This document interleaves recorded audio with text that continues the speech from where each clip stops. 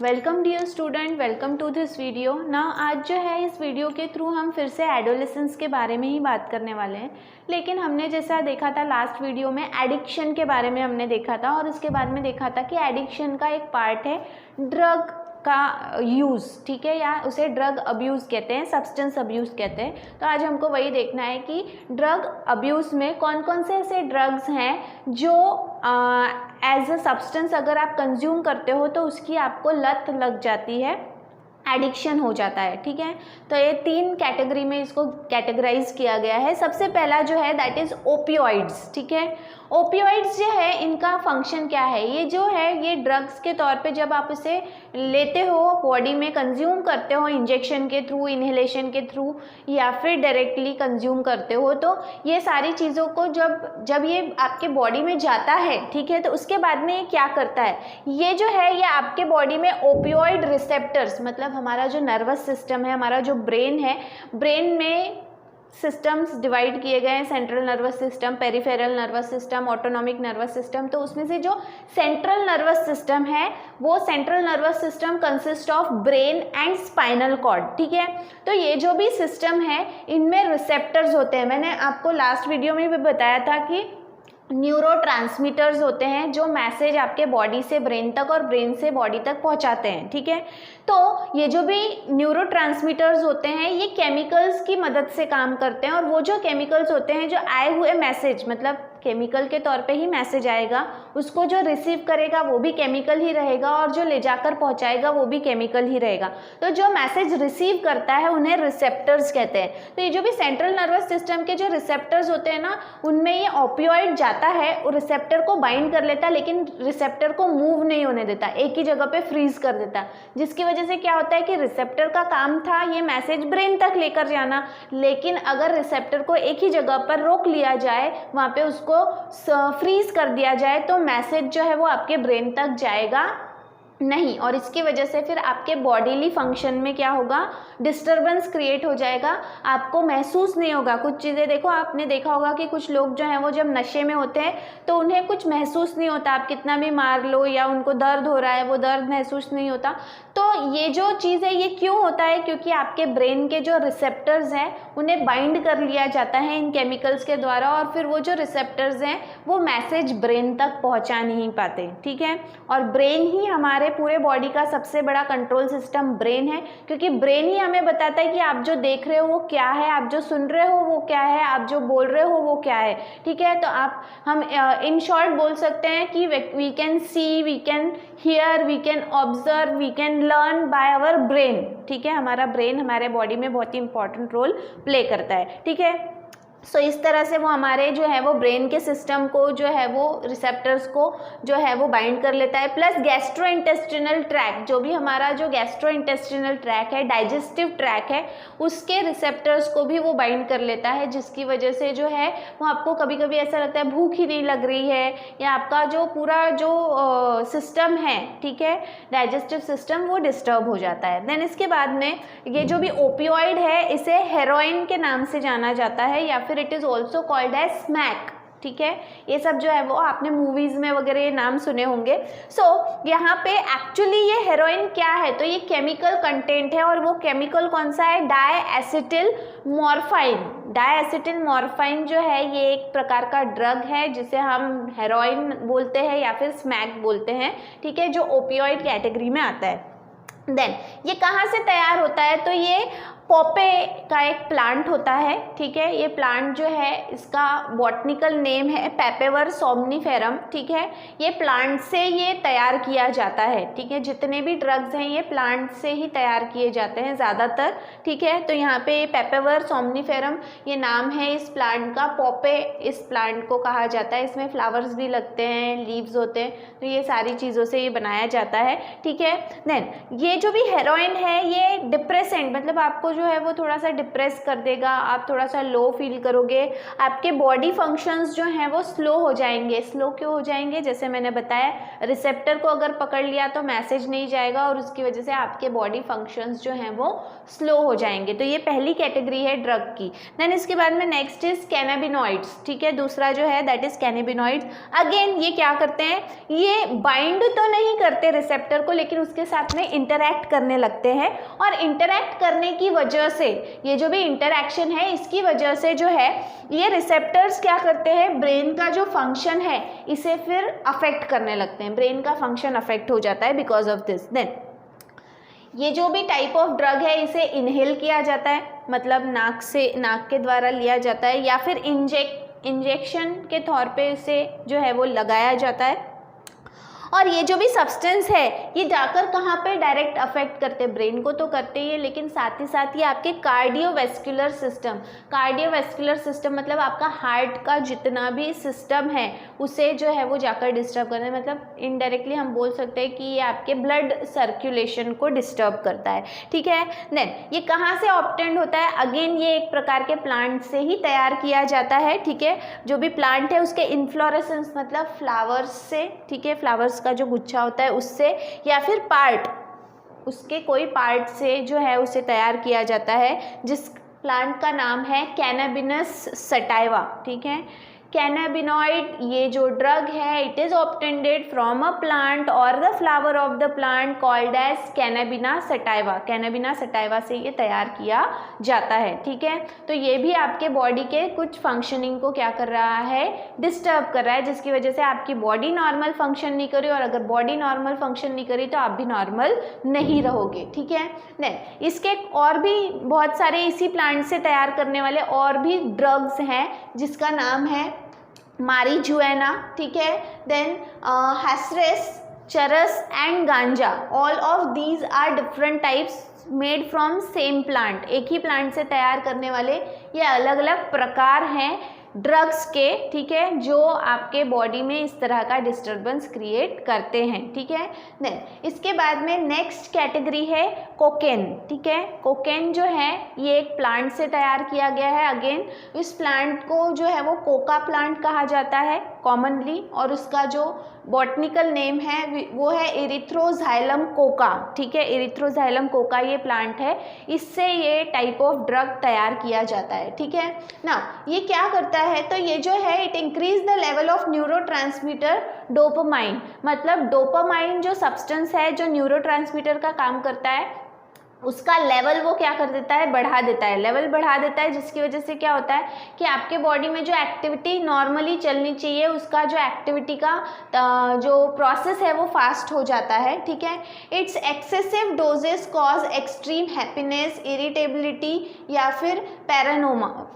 ना देखो यहाँ पे इसका ज़रूरत से ज़्यादा जब हम इसका डोज ले लेते हैं तो ये आपको क्या, जैसे आपके बॉडी में जो है वो सब्सटेंस का ज़्यादा तैयार हो रहा है तो आप ज़रूरत से ज़्यादा हैप्पीनेस, मतलब अपने को कुछ नहीं भी है, कुछ ऐसा सिचुएशन भी नहीं है तो भी आप जो है वो खुशी फील करोगे अंदर से, या फिर इरिटेबिलिटी, आप जो है वो कोई भी चीज़ से बहुत ज़्यादा इरिटेट हो जाओगे, आप चिड़चिड़ करने लगोगे कोई भी चीज़ के ऊपर, ठीक है। या फिर आप जो है वो पैरानोमिया मतलब होता है कि आप जो है वो थोड़ा सा भ्रम में चले जाओगे, या फिर आप जो है हम बोलते ना कि आपने देखा होगा टीवी में कि मुझे 4-4 दिख रहे हैं, मुझे 2-2 दिख रहे हैं, तो ऐसा कुछ होने लगता है, ठीक है, क्योंकि आपके बॉडी में जो है वो आपके ब्रेन के साथ में आपके बॉडी का प्रॉपर कनेक्शन होता नहीं है, ठीक है। देन इसी का एक पार्ट है which is called as hallucination कहा जाता है, और ये हेलोजिनिक सब्सटेंस के बारे में बता रहे हैं। ये है जो वो माइंड एक्सपांडिंग ड्रग्स, मतलब ये आपके दिमाग के ऊपर सीधा असर करता है।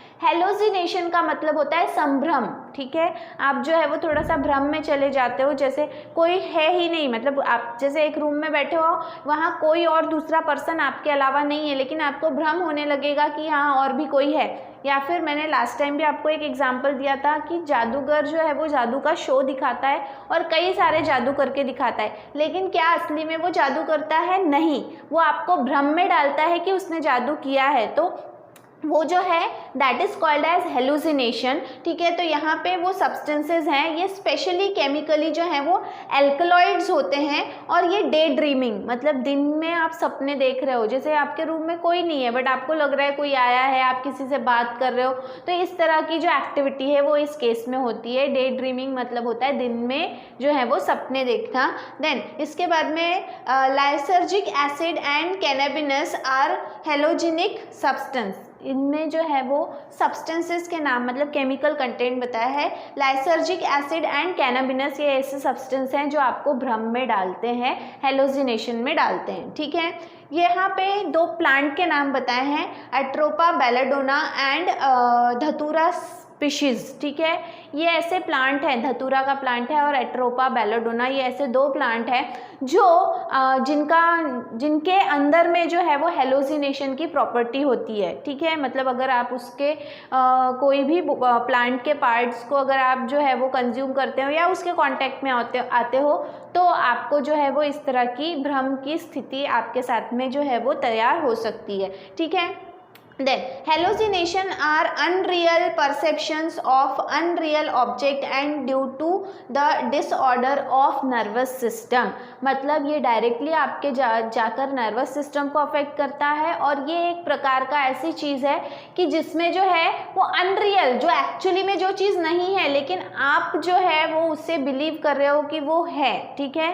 तो वो क्यों हो रहा है, क्योंकि आपके बॉडी के अंदर में हेलुसिनेशन का जो प्रॉपर्टी है वो आपके ब्रेन को उसने पूरी तरह से कवर कर लिया है, और आपके ब्रेन को ये सोचने पे मजबूर कर रहा है कि जो चीज़ नहीं है उसको भी आप जो है वो रियल, अनरियल चीज़ को भी हम क्या मानने लगते हैं, रियल मानने लगते हैं।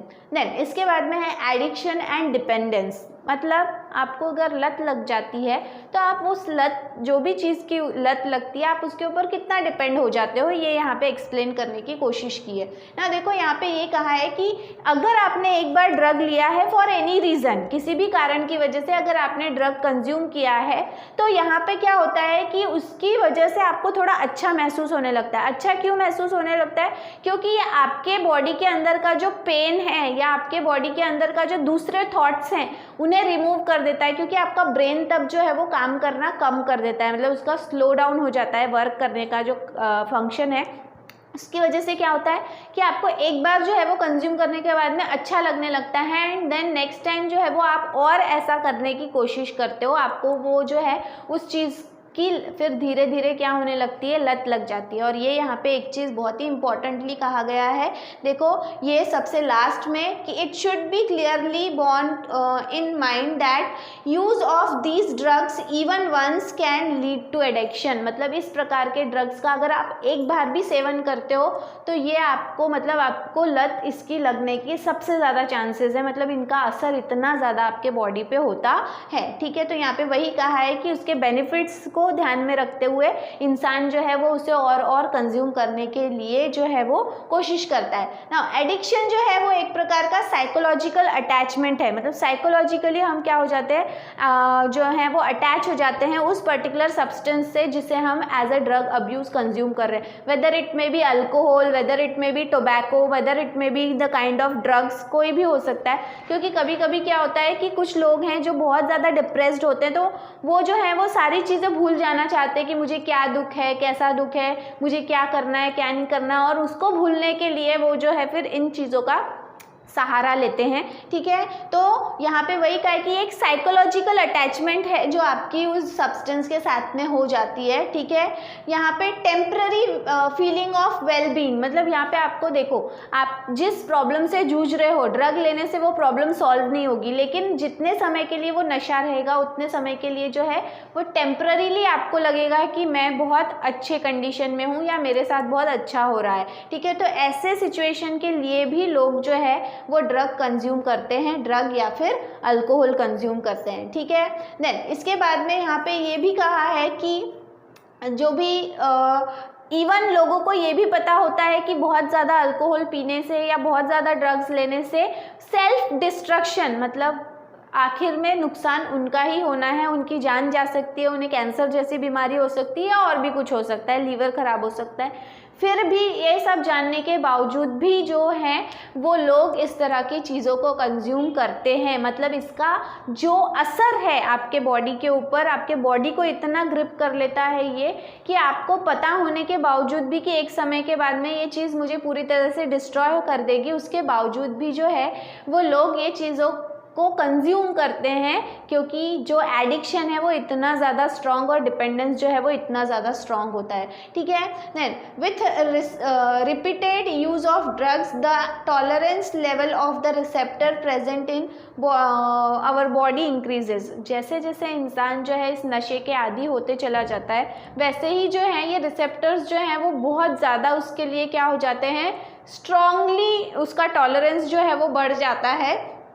ठीक है, और इसकी वजह से क्या होता है कि जो रिसेप्टर्स हैं वो और ज़्यादा ड्रग्स मांगते हैं। मतलब अगर आप पहले छोटी क्वांटिटी में ड्रग्स लेते थे तो आपको फील गुड जो है वो अच्छा लगता था, लेकिन आपके बॉडी के जो रिसेप्टर्स हैं उनका टॉलरेंस लेवल बढ़ रहा है, जिसकी वजह से जो डोज है उसकी मात्रा आपको बढ़ानी पड़ते जाएगी। तो क्या हो रहा है कि पहले आप कम लेते थे, उसके बाद में और ज़्यादा, क्योंकि आपकी बॉडी की डिमांड जो है वो ड्रग्स के लिए वो बढ़ती चली जाएगी, क्योंकि आपको थोड़ा सा जो सब्सटेंस है आप कंज्यूम कर रहे हो उससे आपको रिलैक्स फील नहीं होगा। तो ऐसे समय में जो है आपके बॉडी की डिमांड बढ़ने लगती है और आप वो जो एडिक्शन है उसके अंदर और घुसते चले जाते हो। ठीक है, तो इस तरह से जो है वो एडिक्शन जो है इसके ऊपर आप इतना ज़्यादा डिपेंड हो जाते हो कि आपका नर्वस सिस्टम, आपके receptors, all of them want the drugs now. आप बिना ड्रग्स के फिर रह नहीं सकते। ठीक है, बहुत सारे बच्चों ने जो है वो कबीर सिंह मूवी देखी होगी। कबीर सिंह मूवी में जो है वो पहले ड्रग एडिक्ट हो जाता है और उसके बाद में नाउ बहुत समय के बाद में जो है वो ड्रग नहीं लेता, लेकिन उसकी तबीयत इतनी ख़राब हो जाती है कि फाइनली उसके फ्रेंड को उसे ड्रग देना पड़ता है उसको बचाने के लिए। तो इसका मतलब क्या है कि the body is more depend on these kind of things, अगर आप उसे बार बार लेते हो या ज़्यादा क्वांटिटी में लेते हो। ठीक है, तो ऐसे समय में जो है यहाँ पे यही एक्सप्लेन करने की कोशिश की है कि अगर आप किसी एडिक्शन में हो तो आप उसके ऊपर डिपेंड हो जाते हो। इसीलिए कहा है स्टार्टिंग में ही prevention is better than cure. आप जो है इन चीज़ों से पहले ही बचे रहेंगे तो आप इस चीज़ में एंटर नहीं करोगे तो इससे बचने की फिर कोई बात नहीं है। ठीक है, तो आज जो है वो इस टॉपिक के थ्रू या इस वीडियो के थ्रू हमने ये देखा कि एडोलेसेंस में जो है वो अगर ड्रग अब्यूज़ होता है तो उसके ऊपर जो है वो पर्सन कैसे डिपेंड हो जाता है और कौन कौन से ड्रग्स हैं जो ड्रग अब्यूज़ के लिए यूज़ किए जाते हैं। ठीक है, तो इस वीडियो में आज के लिए ही इतना ही।